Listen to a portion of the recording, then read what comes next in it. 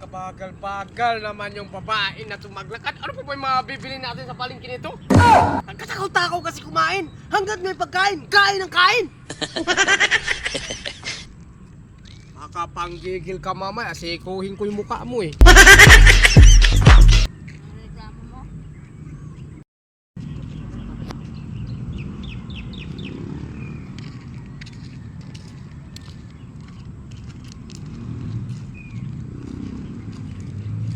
Bilisan mo maglakad pa. Ano pa ba mabili natin sa palengke?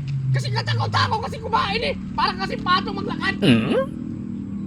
Tingnan mo yung tiyan mo, kalaki-laki. Oh, oh, oh. Sobra kasi katakaw mo kumain. Wala yan oh. Oh, yan ang mga katawan ng mga macho. Oh, kita mo yung mga ano ko? Eh, tiyan mo. Oh, yung sa akin. Dali. Yung sa akin, ha? Puro mga muscle yan. Yan ang mga katawan na palagi na exercise. Yung tayo, alam mo? Exercise yan. Exercise ka sa pagkain. Kain ka ng kain. Sarap kumain. Bisa na.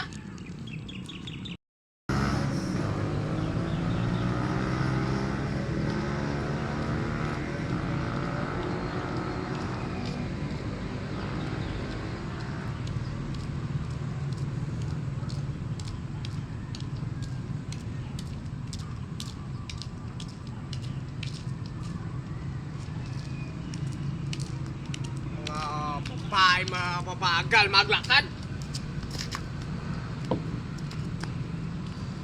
Huh?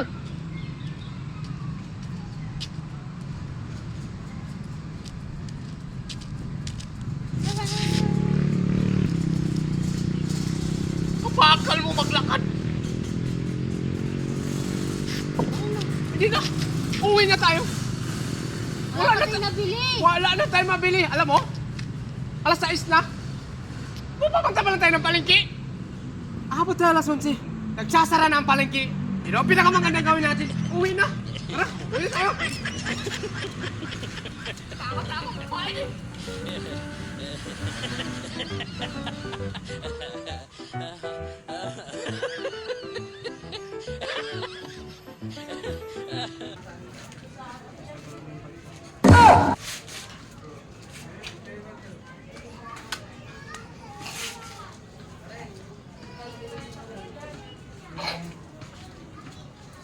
Huh?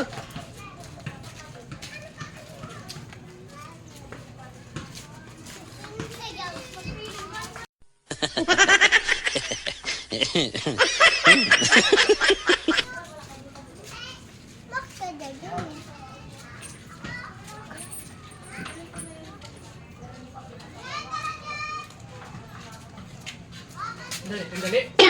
Magigil na ako sa'yo. Wala ka pa rito. Daan ka ng daan ah! Ha? Daan ka ng daan? Nakakahituloy ko ng utak! May nahanap Ha? na ako eh. Ano ba hinahanap mo? 5 piso. 5 piso? Nakisandang kang balik? 5 piso?